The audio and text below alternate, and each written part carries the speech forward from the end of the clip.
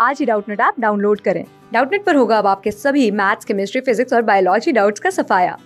बस अपने क्वेश्चन की फोटो खींचो, उसे क्रॉप करो और तुरंत वीडियो सोल्यूशन पाओ। Download now. हेलो स्टूडेंट, आज का जो क्वेश्चन है यहाँ बोला है कि जो क्रोमियम मेटल है उसका बॉडी सेंटर क्यूबिक स्ट्रक्चर है, जो रेडियस है वो 124.3 पिकोमीटर है। Calculate the density of chromium metal. हमें यहाँ डेंसिटी निकालनी है। देखो, डेंसिटी आपको पूछी है, इसका फॉर्मूला होता है Z इंटू एम अपॉन में ए क्यूब इंटू एन नॉट। यहाँ पे देखो m होता है मोलर मास, m क्या होता है आपका यहाँ पे मोलर मास, n जो नॉट लिखा है मैंने ये एवोगाड्रोस नंबर है, ये हमारा होता है volume of unit cell. A cube आपका क्या होता है यहाँ पे volume of unit cell. z क्या होता है कि total number of atoms in unit cell, total atoms, ठीक है, जितने एटम्स हमारे प्रेजेंट है। अब देखो यहाँ पे हमसे बात की गई है किसकी, बीसीसी की। हम एक एक करके इन चीज़ों को निकालेंगे। तो बीसीसी में जो एटम्स हैं वो हमारे कहाँ होते हैं, कॉर्नर पे प्लस बॉडी सेंटर पे होते हैं, प्लस बॉडी सेंटर पे होते हैं, ठीक है। तो अगर मैं कॉर्नर्स की बात करूं तो देखो यहाँ पे हम क्या करते हैं, एक बार एक यूनिट सेल ड्रॉ कर लेते हैं। यहाँ पे यूनिट सेल हम ड्रॉ कर लेंगे। तो ये आपका कुछ इस तरीके से हुआ, यहाँ पे हमारा ये इस तरीके से हमने ड्रॉ किया। अब हमारे एटम्स कहाँ कहाँ होते हैं इसमें, कॉर्नर्स पे। तो 1 2 3 4, ये आपका 5 6 7 और ये 8, तो 8 कॉर्नर्स होते हैं, ठीक है, 8 कॉर्नर्स होते हैं। अब एक कॉर्नर पे जो एटम है देखो ये कितने यूनिट सेल से शेयर करता है, 1 इस वाले से, इसके साइड वाले से, ऐसे ही इसके पीछे 2 और 4 इसके ऊपर, तो 8 से। तो यानी कॉन्ट्रीब्यूशन क्या आएगा 1/8, क्योंकि एक एटम 8 यूनिट सेल में हो रहा है।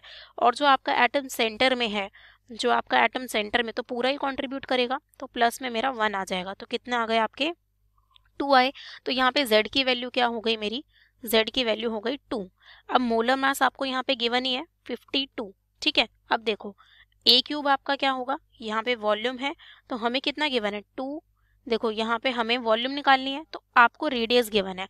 अब ए चाहिए, मतलब ए क्यूब के लिए आपको ए चाहिए, तो हमें रेडियस गिवन है कितना 124.3 पिकोमीटर, इतना पिकोमीटर गिवन है, ठीक है। अब देखो यहाँ पे हम बीसीसी में अगर बात करें तो आर और ए का एक रिलेशन होता है, जो रिलेशन आपका देखो क्या होता है, यहाँ पे जो ए होता है उसका रिलेशन होता है 4r अपॉन में √3, ठीक है, ये इनका रिलेशन होता है। अब ये रिलेशन कैसे आता है, अगर हम इसको देखेंगे यहाँ पे, तो हमारे देखो यहाँ पे जो एटम्स हैं वो आपके एटम्स कहाँ पे होते हैं, यहाँ पे हमारे जो एटम है बॉडी सेंटर पे है और आपके कॉर्नर्स पे हैं। तो देखो अगर मैं यहाँ पे ये वाला ले लूँ, अगर मैं इसको ऐसे कर दूँ, ठीक है, अगर हम इसकी बात करें, ये मेरी बॉडी डायगोनल है बेसिकली, ठीक है, और मैं इसको ऐसे, इस ट्रायंगल की अगर बात कर लूँ मैं, ये आपका ए बी और सी, सबकी एज लेंथ तो ए है, तो ये आपका ए होगा, ये आपका ए होगा, ये भी ए होगा, ये सभी आपका ए होगा। तो मुझे क्या चाहिए, देखो ये निकालना है। अगर मैं ए सी निकालूं तो देखो ए सी मैं कैसे निकाल सकती हूँ, यहाँ पे मैं ए सी कैसे निकालूंगी, पहले मैं इनको हटा देती हूँ, ठीक है, इस तरीके से। अब यहाँ पे हम ए सी निकालना है हमें, तो उसके लिए मुझे ये चाहिए, तो मैं ये कैसे निकालूंगी, इसको मैं डी लिख दूं। तो मैं क्या कर सकती हूँ, अगर मैं बी डी, अगर मैं कौन सा ट्रायंगल ले लूँ, यहाँ पे बी डी सी ले लूँ, तो मेरा बी डी का स्क्वायर, ठीक है, प्लस आपका डी सी का स्क्वायर किसके इक्वल हो जाएगा, यहाँ पे बी सी के स्क्वायर के इक्वल होगा। तो ये मेरा ए होगा, ये भी ए होगा, तो बेसिकली आपका ए स्क्वायर प्लस आपका A square is equal to B C का होल स्क्वायर हो गया। और यहाँ से बी सी मेरा क्या आ जाएगा, ये आपका 2a स्क्वायर होगा, तो यानी √2a आ गया। तो ये चीज़ आ गई मेरी √2a आ गई। अब मैं क्या करूँ, देखो यहाँ पे जो ट्रायंगल है ए बी सी उसको कंसिडर करती हूँ, in triangle A B C.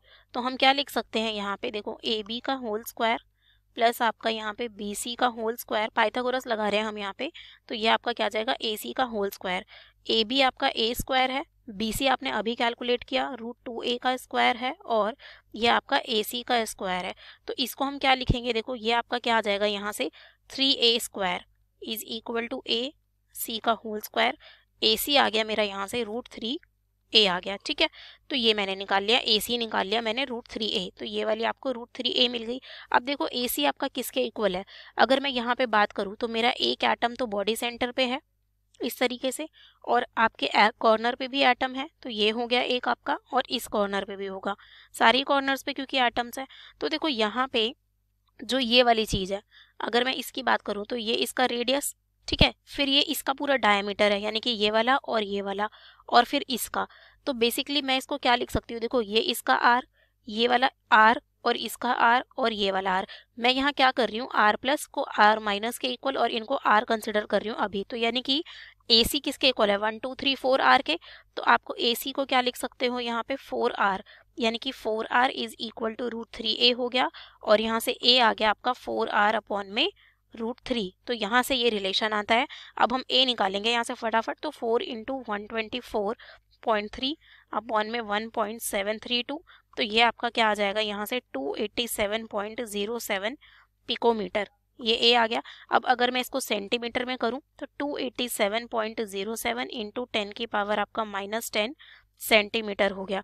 अब हम यहाँ पे फॉर्मूले में वैल्यूज पुट कर देंगे, तो डेंसिटी क्या आ जाएगा, देखो z की वैल्यू 2 आई थी, मोलर मास 52 है, अपॉन में a क्यूब क्या हो गया 287.07 इंटू 10 की पावर -10 का क्यूब, इंटू में एवोगैड्रोस नंबर 6.02 इंटू 10 की पावर आपका 23।